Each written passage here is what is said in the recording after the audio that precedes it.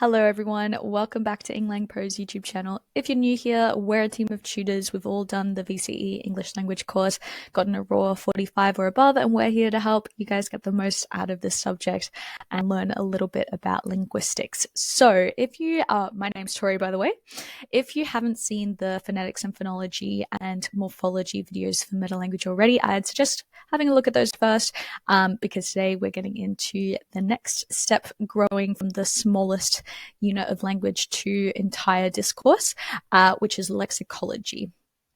So let's get stuck into it. I should define lexicology actually. So lexicon is kind of defined as all the words that exist. Like a dictionary is a representation of lexicon. So lexicology is the study of words. And so words are lexemes. So today we'll be looking at different lexemes and including some word formation processes, which we talked a little bit about in the morphology video, how there's also morphological word formation processes. So don't get confused. Watch this again if you have to, watch that one again if you have to. But yeah, lexicology, study of words. Let's get stuck into it. So I've got the study design meta-language table here, including some stuff from year 11, which I will go over. Just skip through that if you've done year 11 and you're over it. But yes, if you're coming into year 11, this is all very, very good stuff to wrap your head around this year before going into year 12. Starting off with word classes. So a lot of you guys will be pretty familiar with these from primary school, high school, English, reading, literature, whatever you called it. But you'd be surprised how hard it is if you never picked it up in the early stages of your schooling. They never go back to it. So this is your opportunity to really sit down and finally actually absorb the word classes and what they all mean. So starting with nouns. Nouns are places, names, people's names, places or things, or ideas. So they're just things. Pronouns are words that we can replace those things with to avoid repetition, which is a big part of cohesion and coherence, which you'll get to know later in year 12. So some examples: nouns, dog, table, chair, light, heater, all of those are nouns. Pronouns are replacing those. So they, them, he, she can replace all of those. Let me check if I think it would be a pronoun too.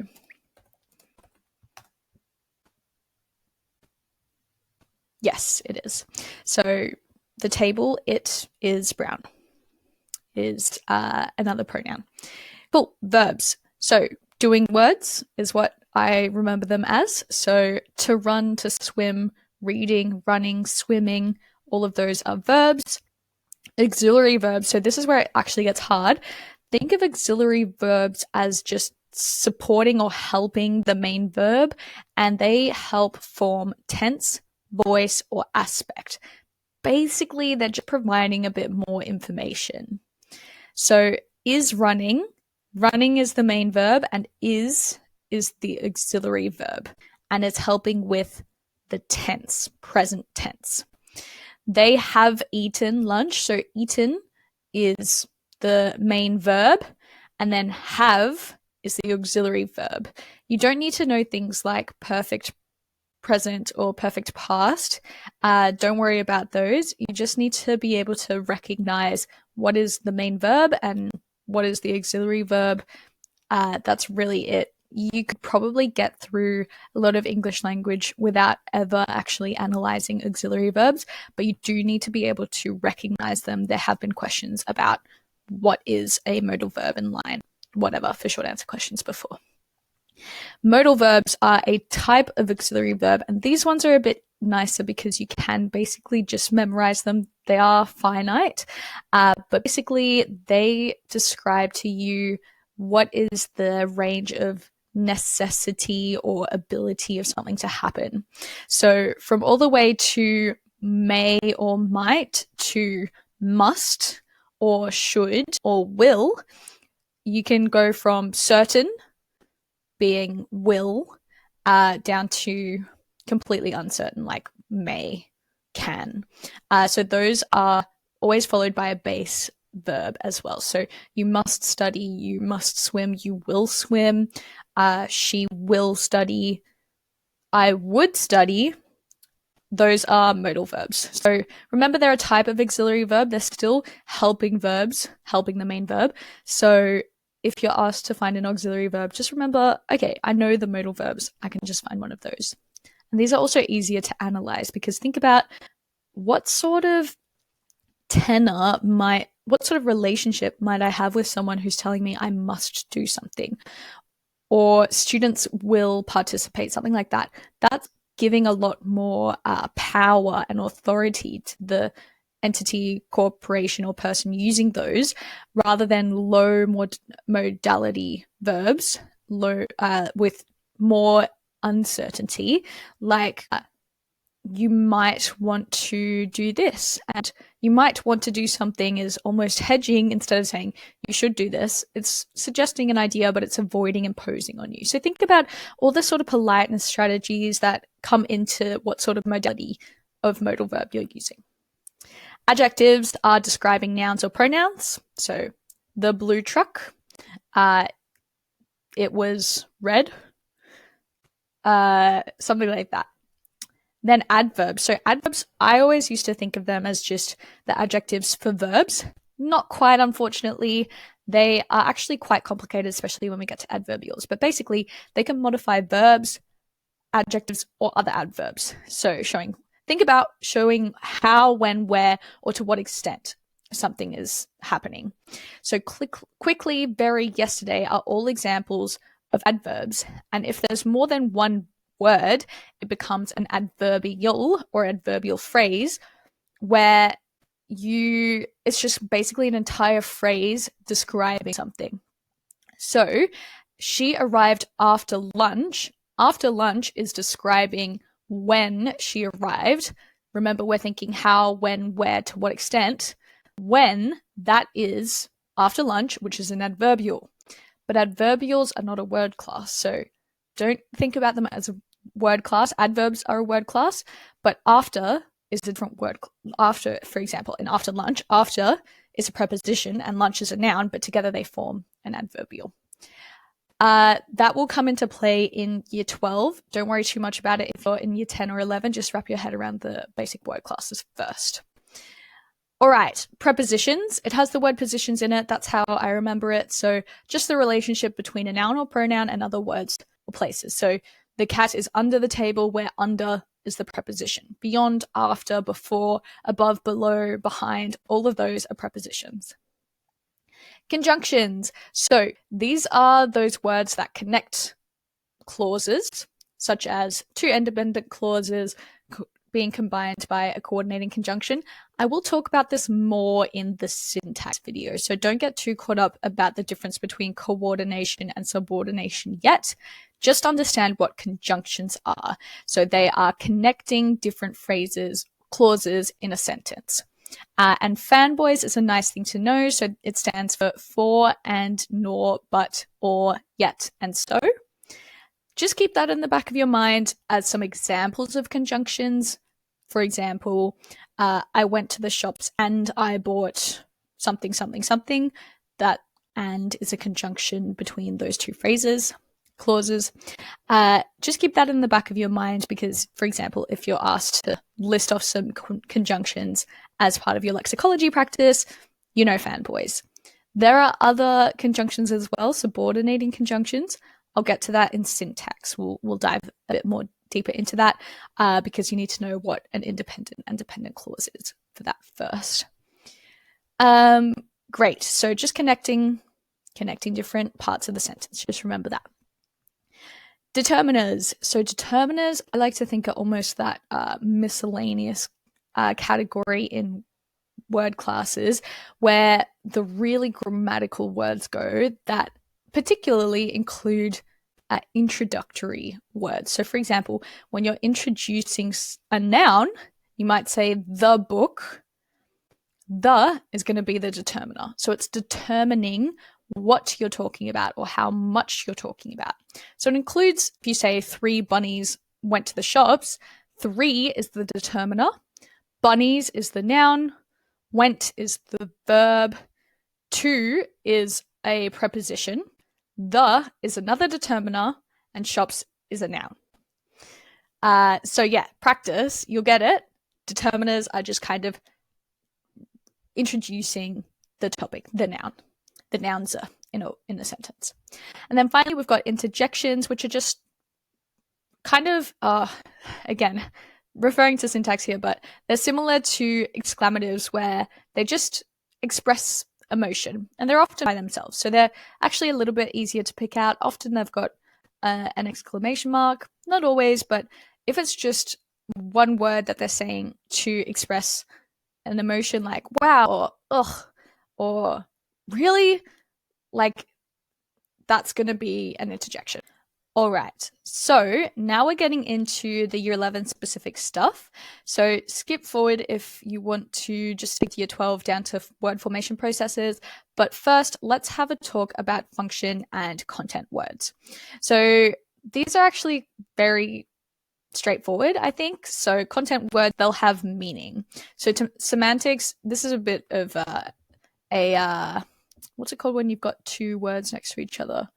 A bit redundant here because you've got semantics, which just means meaning basically, or the relation of the word, the lexeme, and what it means, and convey the main ideas. So think about what are the word classes that carry the actual meaning of the sentence, and what are the word classes that just carry grammatical support, so connect the sentences, for example.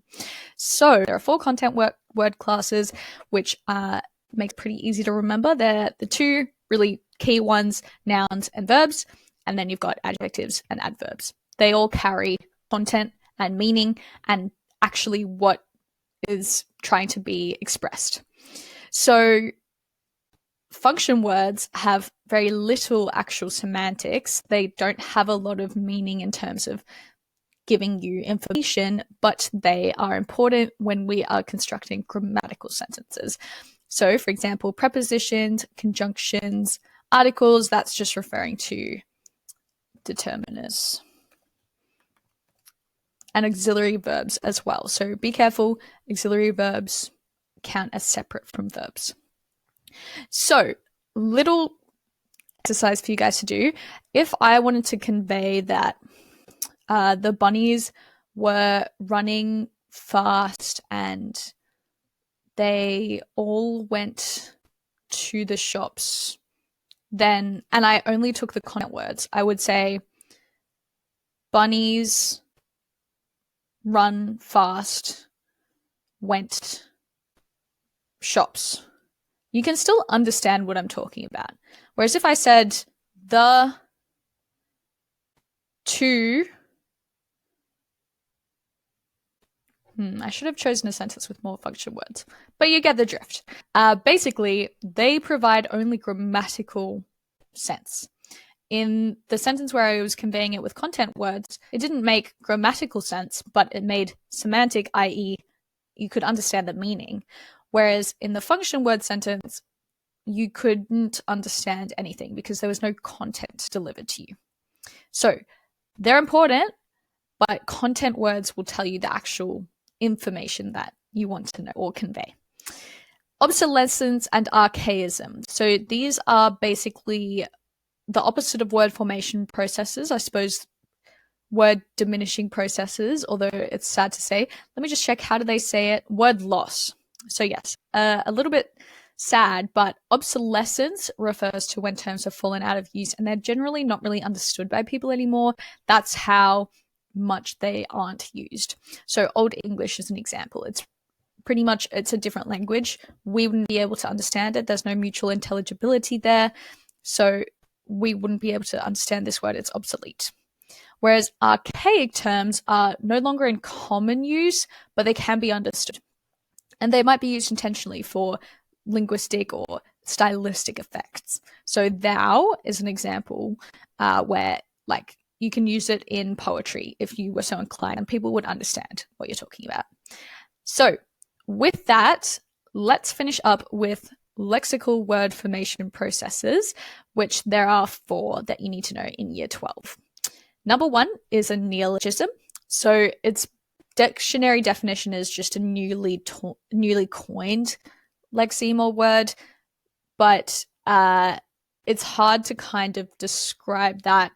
I would say in the last couple of years, something that's definitely not been added to an official dictionary that came out pretty recently, something like that.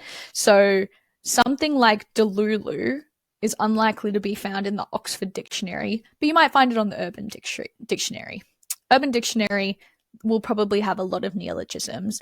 It's just that if nobody really uses them, it's hard to analyze them. So yeah, just consider, is this a word that people have just recently come up with? And if so, it's probably a neologism, and it's very representative of particularly teenage-related language. So the idea that we want to separate ourselves from the generation above us, and we're going to do that by creating a new language, which involves, like, the easiest thing to do there is to just create new words, and we'll do that. They're called neologisms. Keep in mind that neologisms will also be some sort of morphological word formation process, most likely. So delulu, for example, you've shortened delusional, but you've also repeated the lulu. Riz, you've shortened charisma. Doom scrolling is compounding. So think about that. Lexical word formation processes are different to morphological word formation processes, and the best way to think about why is remember your definitions. Morphology is about the parts of words. So every time you're shortening something or lengthening something or putting 2 things together, those are morphological processes, whereas lexical word formation processes are just entire lexemes, entire words that have become words. So therefore, neologisms, the fact that they are newly coined terms means they're a lexical word formation process. However, they're often also some sort of morphological word formation process. You don't need to discuss both in, for example, your AC. Just what is relevant in terms of the identity of the speakers. Like, think about, are they a certain age? Is this why they're using neologisms? That would probably be more relevant than, oh, they're this age, therefore they've used compounding. Think about it in the context of the text that you've been given. Borrowing. So pretty self-explanatory when you bring in a word from a different language and you just adopt it. Although I shouldn't have said self-explanatory, because borrowing is basically a complete misnomer. It's kind of like stealing, although you're not taking it away. It's just that you're not giving it back either. So I guess duplicating is maybe the best way to talk about it. But when you are borrowing, you just take a lexeme from another language and incorporate it. So cafe is an example. It's a French word. We use it now. Same with sushi, eclair. Sushi is obviously a Japanese word. We're not giving it back. We haven't borrowed it, but it's part of our language now. So that is a lexical word formation process. We haven't, chopped up little parts of words to put them together, but we have a new word from a different language, borrowing. Commonization. So I'm a big fan of this one. Basically, it's when you have a brand that becomes so popular that whatever they sell, or that common noun that they are promoting, basically it becomes synonymous with their name. So, for example, aspirin. No one says acetyl salicylic acid. Aspirin used to be a brand name, but now it's just the name of the drug. Band-Aids. You'd be surprised if you think about it.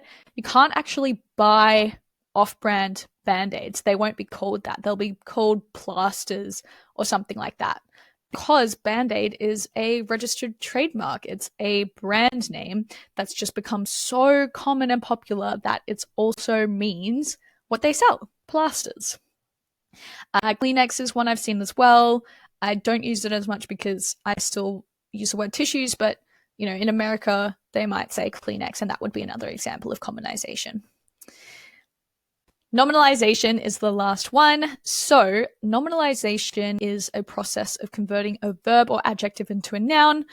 Often you're adding the suffix shin. Now, I did say that morphological word formation processes are when you chop and change and add suffixes, take away suffixes. But nominalization is the exception because we're changing the word class, which is why it's important. I'm sorry to say that I'm not sure why conversion of word class isn't in lexical word formation processes. We'll just put our trust in the study design. So nominalization is often creating more formal or more abstract ideas from, for example, a word. It's most commonly a verb. Did I say word? I meant verb. So the verb decide can become decision, where decision is a more kind of abstract idea, and in particular, it separates the decider from the idea, which is decision. So instead of I will decide, it's a decision that can be made. So it's a tool that you can use in agentless passive sentences, which we'll get to in syntax as well, I think. So it becomes more formal because you can take a step back from an abstract idea rather than having to actively involve the doer with a verb. So another example is contemplation. So instead of someone contemplating or to contemplate this issue, you can say there was a lot of contemplation, or there was competition, or participation is encouraged, rather than we want you to participate. So consider that whenever you see nominalization in a text, is this also an agentless passive, which we'll talk about later. And even if not, think about how this kind of elevates the language and creates a more abstract idea than just directly naming a verb that one person is doing. So bit of a complicated idea, but I like to analyze it like this. The nominalization contemplation in line 4 creates a more abstract idea than the verb to contemplate, whilst also creating distance between the actor, agent, or subject of the sentence, thus creating a larger social distance between the audience and the writer. Something like that. So there you go. That is a brief intro into lexicology, your basics. I hope this has been helpful. It will be if you stick through the first couple of weeks of English language in year 11. Metalanguage is hard, but once you've got it, you've got the toolbox to really get to the exciting stuff. Not that this isn't exciting. With that, have great fun studying and learning all you can, and I will see you next time. Bye!